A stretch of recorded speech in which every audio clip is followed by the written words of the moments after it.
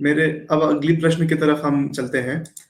अभी आपने बजट के बारे में कुछ मुख्य बिंदु बताए हैं। इसमें किन वर्गों पे खासकर तौर पर ध्यान दिया गया है, और इस बजट को आत्मनिर्भर भारत का बजट क्यों बताया जा रहा है, कृपया हमें बताइए। धन्यवाद। देखिए अंबर जी, इस बजट में सबसे बड़ी बात तो ये रही है कि देश पूरी तौर पर लिबरलाइजेशन की तरफ बढ़ा है। कभी विश्व के लोग ये कहा करते थे कि भारत से अगर आर्थिक सुधार नहीं करेगा तो कैसे काम चलेगा, लेकिन आर्थिक संपन्नता के साथ साथ भारत के आर्थिक सुधारों को एक गति देने का काम हुआ, और उसमें सबसे पहले दो दृष्टियों को वो किया गया। एक तो कृषि क्षेत्र को और दूसरा एमएसएमई को। जो कृषि के 3 कानून बनाए गए वह इस नाते नहीं बनाए गए कि जो आंदोलनकारी हैं उनके संदर्भ में कुछ कहना नहीं चाहता हूं, लेकिन इतना जरूर कहना चाहता हूं कि वो किसान जिसके पास 1 हेक्टेयर भी भूमि नहीं है, आधे हेक्टेयर भी भूमि नहीं है, किसान तो वो भी है। अगर इसमें ये आया कि नहीं साहब हम कॉन्ट्रैक्ट फार्मिंग करेंगे, तो कॉन्ट्रैक्ट फार्मिंग करने के बाद उसकी भूमि अगर ली जाएगी तो साफ साफ उसमें अनुबंधों में है कि उसकी भूमि कोई नहीं ले सकता है। उससे जो समझौता होगा, समझौते के आधार पर जितने पर समझौता होगा उतना पैसा उसको देना ही होगा। कृषि में अगर नुकसान होता है तो नुकसान को जो व्यक्ति है उसको वहन करना पड़ेगा, उससे किसान से कोई मतलब नहीं होगा। तो किसान को आत्मनिर्भर बनाने की बात कही। नौकरी, किसी भी देश में एक एक व्यक्ति को नौकरी नहीं दी जा सकती है, लेकिन नौकरी देने वाला बनाने का साहस कोई जुटा नहीं पाता था। इस नाते नहीं जुटा पाता था कि पहले लोगों को जो बैंकों से कर्ज दिया जाता था, 1000 करोड़, 2000 करोड़, 500 करोड़ दे दिया जाता था और बैंक से लेकर के वो चले जाते थे। फोन के आधार पर भी बैंक को कहा जाता था कि इनको कर्जे दे दो, लेकिन उससे नौकरी देने वाला नहीं पैदा हुआ।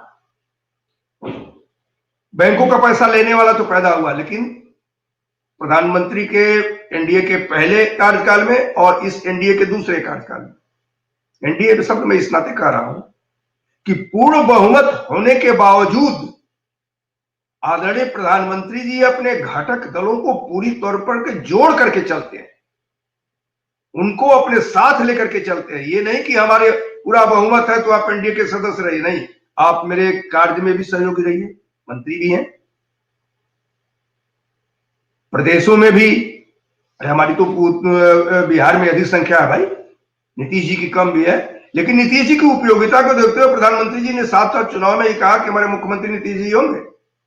यह गठबंधन धर्म का जो होता है पालन वो भारतीय जनता पार्टी ही करना जानती है, उसका नेता ही करना जानता है, जिसको ये करके किया।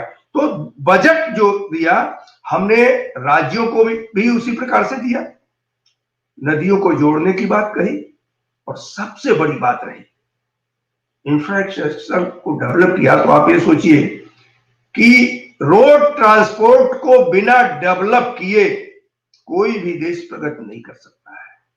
इसमें हमने विशेष तौर पर यह किया कि एक तो जिसकी जमीन ली जा रही है 4 गुना पैसे उसको दिए जा रहे हैं।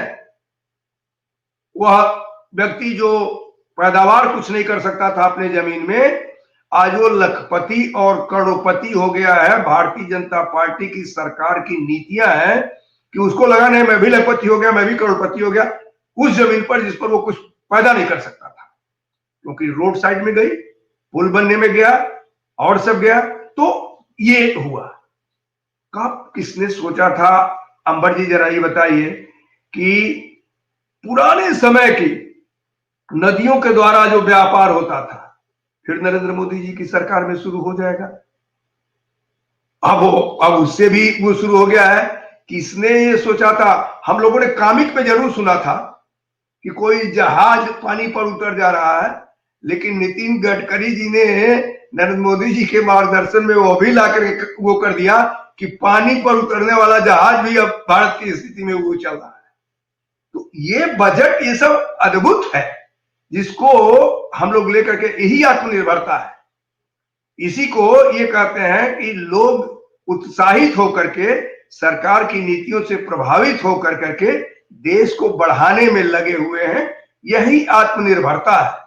और इसमें युवा जहां चाहे वहां अपने प्रोजेक्ट के आधार पर, अपने स्थानीय उत्पाद के आधार पर वह उद्योग लगा सकते हैं, छोटा कॉटेज उद्योग लगा सकते हैं, स्वयं नौकरी ना मांग करके नौकरी देने वाला हो सकते हैं। यह इस बजट की सबसे बड़ी खूबी रही है।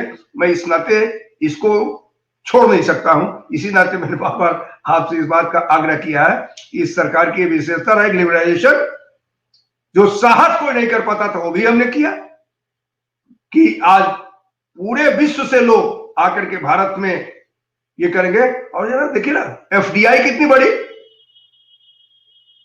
फॉरेन विश्व विदेशी पैसे का भंडार आज भारत में हो गया, जो कभी पूछता नहीं था।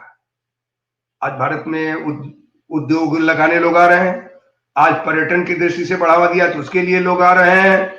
आज कृषि के क्षेत्र में जुटने के लिए आ रहे हैं। लेकिन भारत के सरकार के नीतियों के आधार पर, उनके शर्तों के आधार पर खुले नहीं, खोला उनको यहां उद्योग लगाने के लिए। और प्रधानमंत्री के उस शब्द के आधार पर मेड इन इंडिया। आइए हमारे साथ जुड़िए, हमारे मजदूरों को पैसे दीजिए, हमारे देश का टैक्स दीजिए और आपका अपना लाभ ले जाइए। इस प्रकार की बातें इस बजट में पूरी तौर पर आई।